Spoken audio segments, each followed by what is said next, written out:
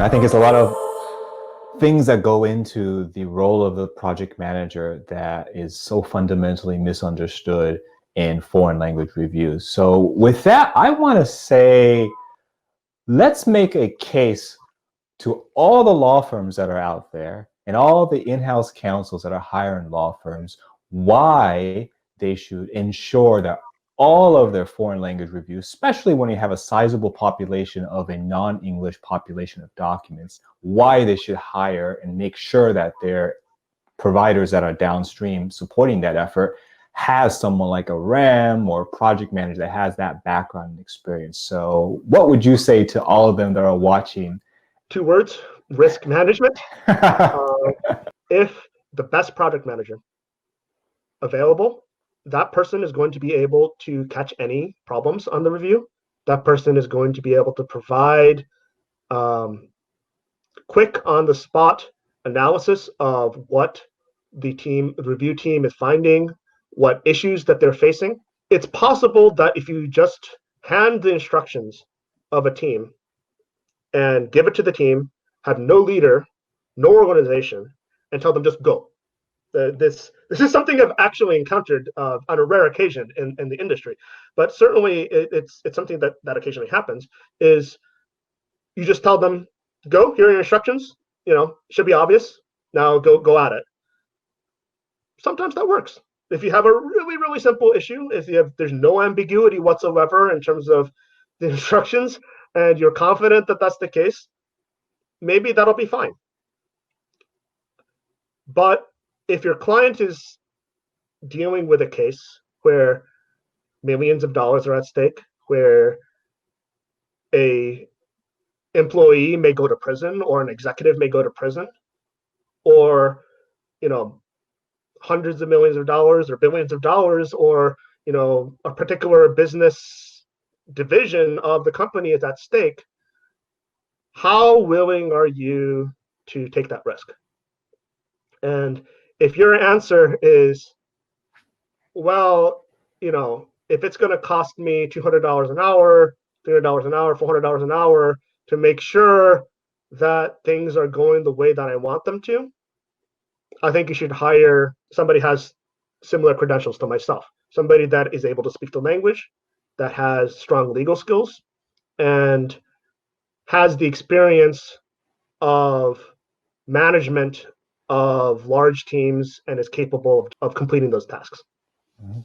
And it should also be clear that the REM that we're talking about, or the project manager that might be 2-3x the times the usual first level reviewer, is still going to be significantly less expensive than the bill rate of a first, second year associate at one of these firms that they're hired. I mean, I think the comparison to having a managing associate is a good one.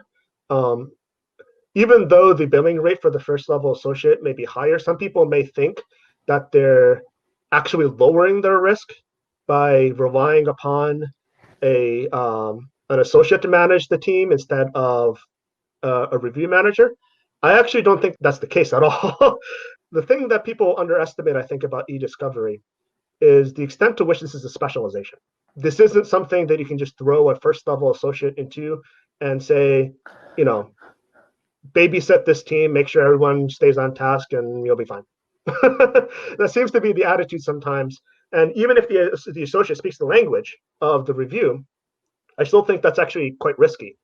And the reason is because eDiscovery has turned into a very, very specialized type of endeavor, where understanding of AI, understanding of search terms, understanding of what types of skills are necessary to identify good reviewers, when you should smell a problem in the air, so to speak. One thing that I frequently do, I never sit in a separate room than my first level reviewers.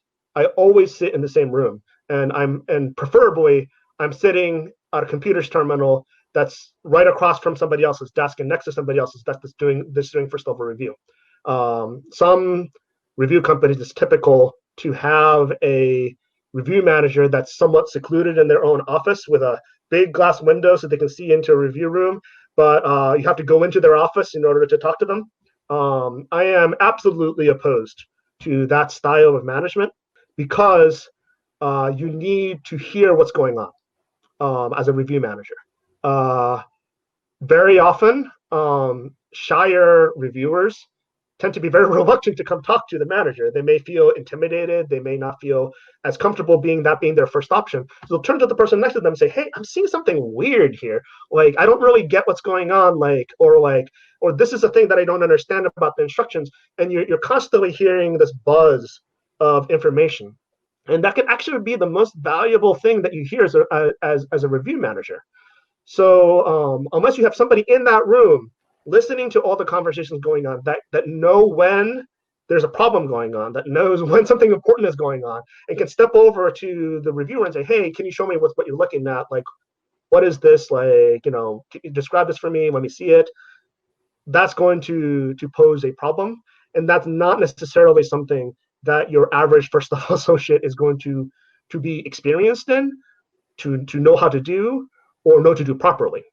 And nor can you generally have a first level associate in the review room for 8 hours a day. More often, the situation is, "Hey, email the first level associate if you run into any issues." And that's just not the best way to manage one of these types of reviews.